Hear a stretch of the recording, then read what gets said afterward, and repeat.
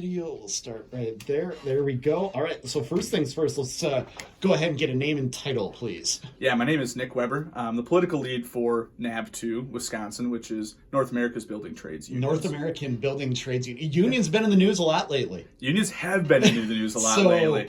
Yeah, so you're maybe a little more, I guess, shall we say, stable or peaceful union than the shore dock workers or the shorelinemen's union, right? Now? Yeah, we haven't had anything quite like that here in Wisconsin. Yeah. But unions have been in the news as of late, and I would say, most of it's being positive, right?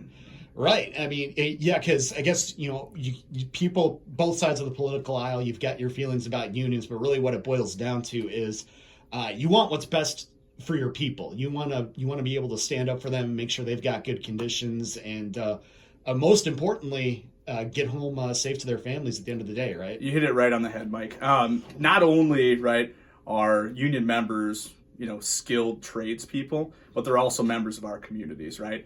So we want to be able to capture that in all of our, work, whether it's political, whether it's at the bargaining table or on the job. We have to make sure that our folks get home safe, right? Because they are members of our communities.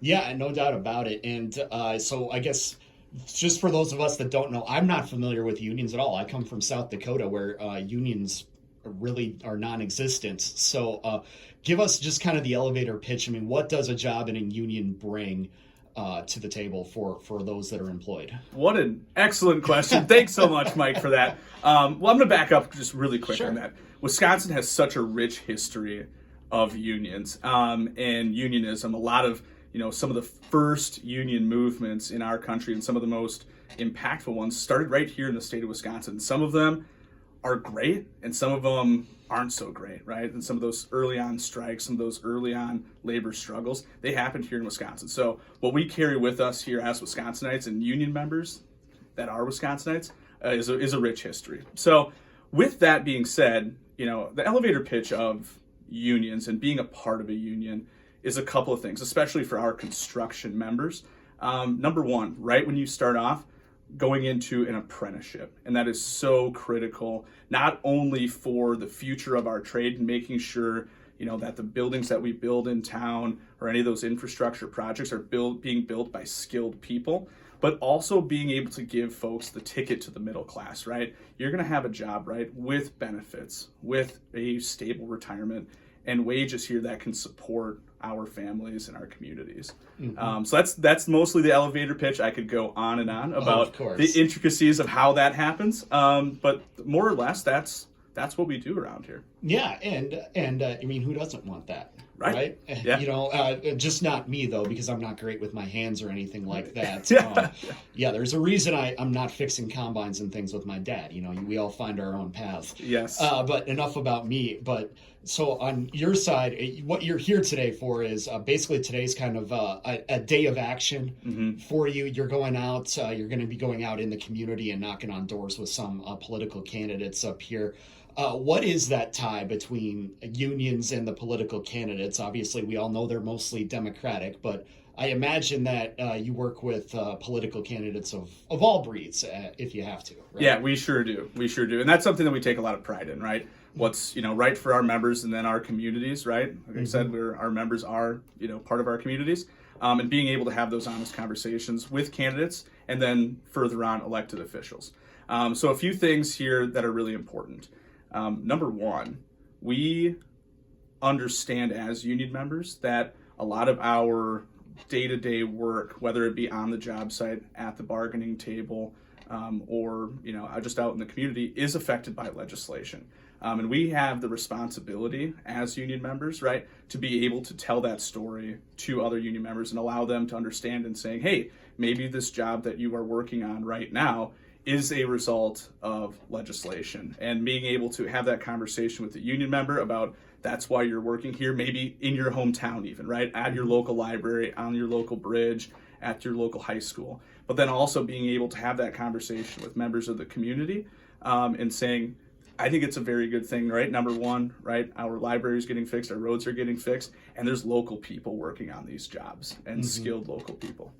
Yeah, and so when you go out in the communities like that, what are those conversations like? I'm sure you've probably been knocking on doors in other communities before you came here to Yeah, Wausau. we've been all across the state, Right. all across the state. And I think that's most of our job here is bridging that gap, right? Whether it be sometimes even with your own membership, and definitely within the community when we're talking about these things. Sometimes folks see these projects coming in, right, and they say, "Oh, great, this is fantastic. We are, rebuilding City Hall or whatever have you." But maybe not always understanding what it took to get there, right? What it took to, get the funding for this project, being able to have the permits and being able to, bring in skilled craft workers to make sure that it's built the best that it can. And having those conversations and bridging that gap with folks has been really powerful and something that we've enjoyed doing and will continue to enjoy doing for the next 21 days, if you can believe that, Mike. No kidding, right?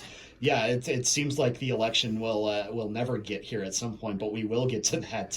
Yes, we that sure point. will. So Yeah. where have you been across the state then, having these conversations? Yeah, so I don't want to miss any of them, but I'm sure I will. We've been in Milwaukee, we've been in Eau Claire, we've been down in Madison, we've been in Racine, Kenosha.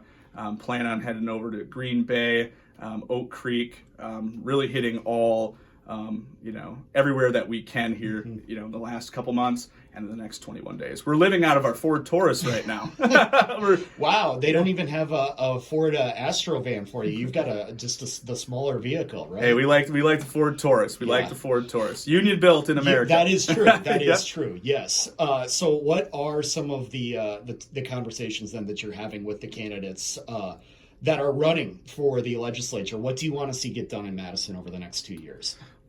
Thanks again for that question so much. So we have seen over the past probably about decade, right? Madison has looked a certain way. And we understand this now. We have a very Republican-controlled legislature. At one point, we had, a Republican-controlled governor's office, a Republican-controlled Senate, and Assembly, right? So we have seen that happen over in the last decade.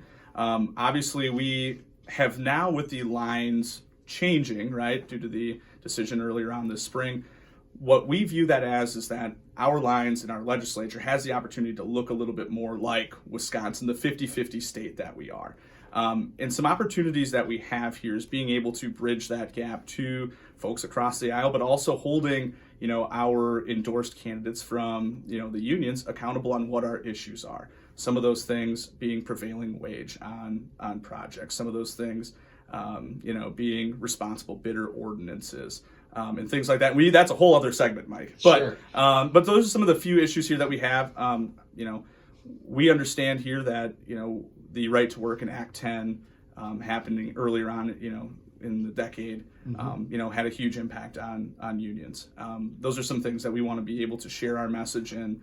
And be able to do and be able to make meaningful legislation on. Yeah, and so when we see things like the building plan for the state, whether that's construction at the Capitol down in Madison or on any of the campuses, making sure that those are Wisconsin jobs going to Wisconsin people who have been maybe even better yet trained here in Wisconsin at some of those colleges and universities that they're working on, right?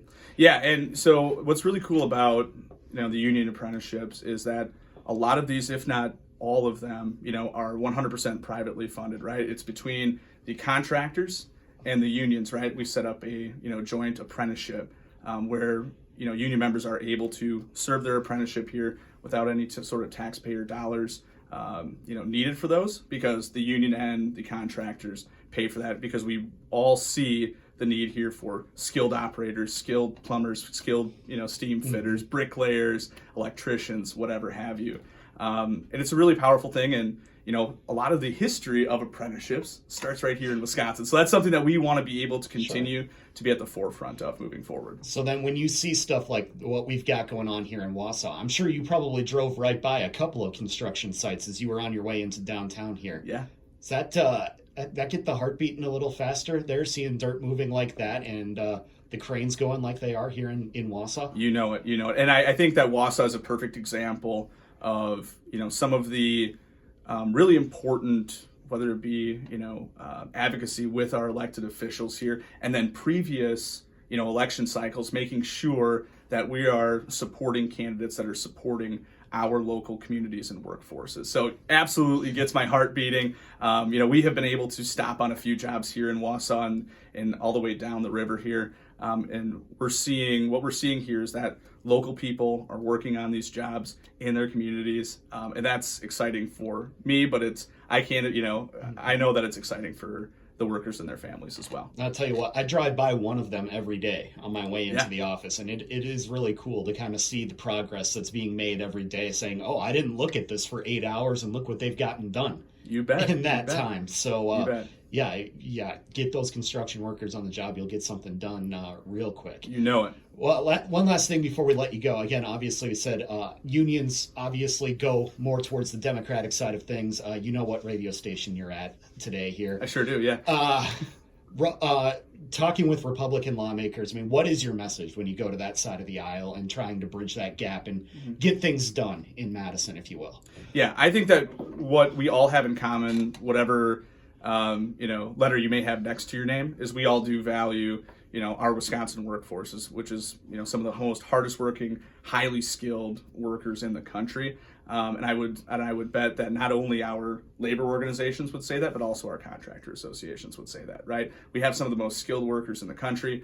That's something that we can all agree on. We can all agree on here that it helps the economy, right? Our local economies when our local folks are working on these construction jobs. So being able to start where we both agree, it's just like at the bargaining table, right? We may not agree on everything here, but there is usually an answer, in the middle here that everybody can work towards. And we as labor organizations are more than willing to have that conversation, whether it be on the doors, on the job site, bargaining table, or at City Hall. Well, absolutely. We appreciate you stopping in here today, and we'll look forward to seeing where things go. Yeah. In November. Yeah. Thanks so much for having me.